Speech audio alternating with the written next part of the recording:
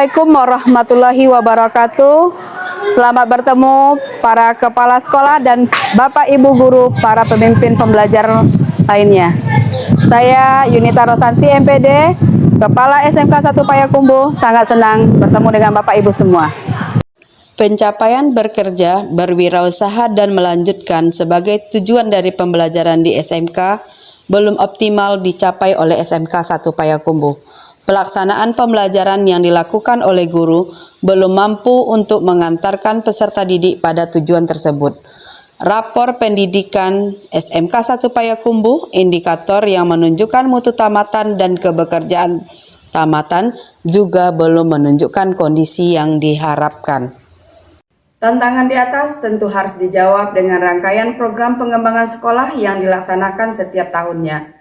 Ketepatan program yang disusun, dilaksanakan, dan dievaluasi mengantarkan sekolah pada tujuan yang ingin dicapai. Oleh karena itu, perencanaan berbasis data merupakan kunci untuk rencana kerja sekolah yang tepat. Tetapi selama ini, kami hanya menyusun rencana kerja sekolah dengan beberapa orang saja. Sejak tahun 2022, kami melakukan praktik untuk memperbaiki kondisi tersebut. Praktik dalam menyusun rencana kerja sekolah berbasis rapor pendidikan. Praktik ini kami beri judul Hadirkan BMW di SMK 1 Payakumbuh dengan formula RK4 2RG plus EE.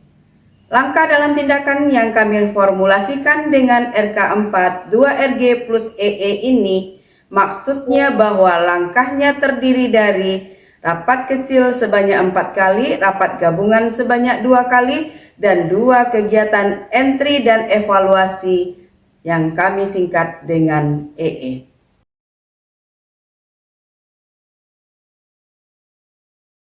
Langkah pertama adalah rapat kecil 1 atau RK1 yang dilakukan di awal bulan Juli dipimpin oleh kepala sekolah dengan mengumpulkan semua unsur pimpinan, semua guru penggerak dan juga calon guru penggerak yang ada di sekolah.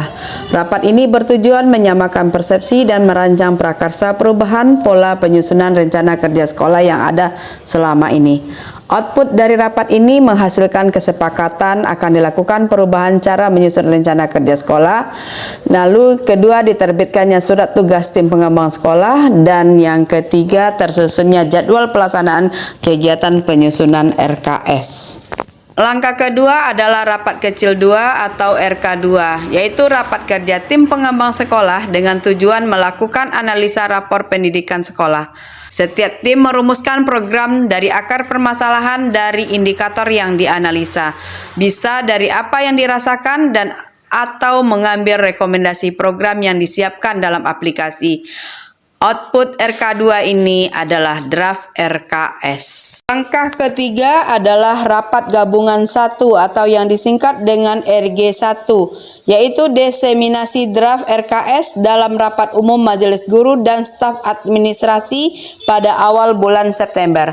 Langkah keempat kami sebut dengan rapat kecil 3 atau RK3 yang dilakukan oleh setiap kelompok guru mapel umum dan kejuruan dan unit layanan lain yang ada di sekolah dengan melakukan analisa sumber daya yang dibutuhkan untuk pelaksanaan program yang mereka ajukan dalam RKS.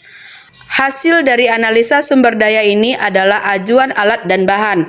Pada tahapan ini, kepala sekolah memandu tim untuk menginventaris kebutuhan alat, bahan, dan sumber daya lain yang dibutuhkan untuk pelaksanaan program dengan pola sewaktu sesuai kebutuhan kelompok.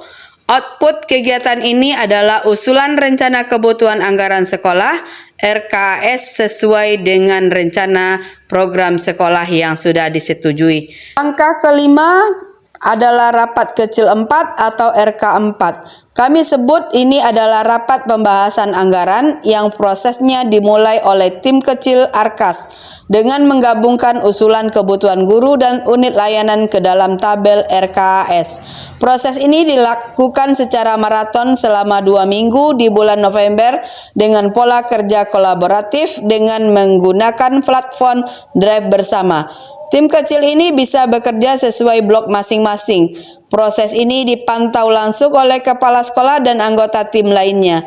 Hasil input ini ternyata melebihi ketersediaan dana, maka kepala sekolah bersama tim pengembang sekolah mensortir kegiatan berdasarkan skala prioritas masalah berdasarkan warna pada indikator rapor. Output rapat kecil ini adalah daftar tabel RKS final. Langkah ke-6, entry atau E1. RKS dalam drive bersama di-entry oleh bendahara BOS ke dalam aplikasi Arkas sehingga bisa disetujui oleh markas atau dinas pendidikan. Dengan persetujuan ini, maka sekolah telah memiliki dokumen perencanaan yang sah. Ajuan yang disetujui markas diprint menjadi dokumen daftar perincian anggaran atau DPA sekolah yang akan menjadi acuan pelaksanaan program kerja sekolah 1 tahun berjalan. Langkah ke-7 kami sebut dengan rapat gabungan 2 atau RG2. Rangkaian kegiatan menyusun RKS berbasis data ini diakhiri dengan penyampaian RKS dan DPA dalam rapat umum bulan Desember kepada semua guru dan staf administrasi. Rapat ini bertujuan untuk mendiseminasikan RKS dan DPA sebagai program dan kegiatan yang akan dilaksanakan sekolah selama 1 tahun. Dalam rapat ini juga disampaikan SOP pelaksanaan program dan PIX yang bertanggung jawab dalam setiap kegiatan. Langkah terakhir atau langkah 8 adalah evaluasi, yaitu proses memantau keterlaksanaan program dengan membandingkan rencana dengan pelaksanaan dan laporan yang disusun oleh PIX. Apakah program berdampak pada peningkatan pembelajaran atau tidak? Sehingga perlu direvisi anggaran pada tahun berjalan dengan memanfaatkan waktu perubahan anggaran yang diberikan oleh Dinas Pendidikan.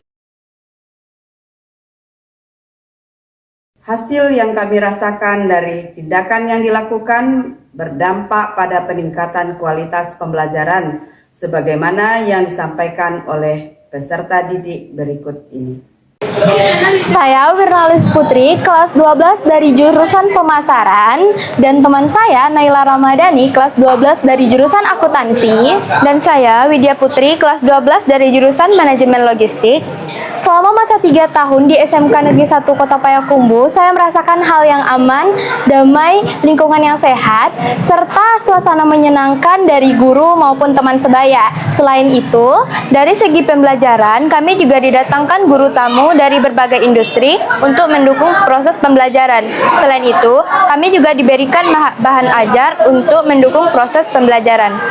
Selain hasil pembelajaran, dampak yang didapatkan setelah melakukan praktik ini adalah tahun 2024 semua indikator mutu dalam rapor berwarna hijau dan masuk pada kategori atas nasional. Yang kedua, tahun 2024 ini tamatan SMK 1 Payakumbuh bisa dilepas dengan 3 kategori BMW. Yang ketiga, hasil Strasser Study yang dilakukan untuk tamatan tahun 2022 dan 2023 juga menunjukkan peningkatan pencapaian indikator BMW. Tahun 2024 ini, SMK 1 Payakumbuh ditetapkan dengan SK Kemendikbudristek sebagai TEFA pengimbasan, artinya sekolah yang ditunjuk untuk mengimbaskan apa yang sudah dilakukan kepada sekolah SMK lainnya. Dan yang kelima, pada ajang kompetensi berjenjang lomba FLS 2N dan LKS, peserta didik kita menyumbangkan medali untuk Sumatera Barat. Demikianlah cerita yang bisa kami sampaikan tentang praktik yang sudah kami lakukan di SMK 1 Payakumbuh dalam mengantarkan peserta didik kami untuk meraih indikator BMW dengan mengandalkan perencanaan berbasis data. Selamat bertemu kembali Bapak Ibu dalam momen yang lain untuk saling menginspirasi untuk SMK hebat, SMK luar biasa.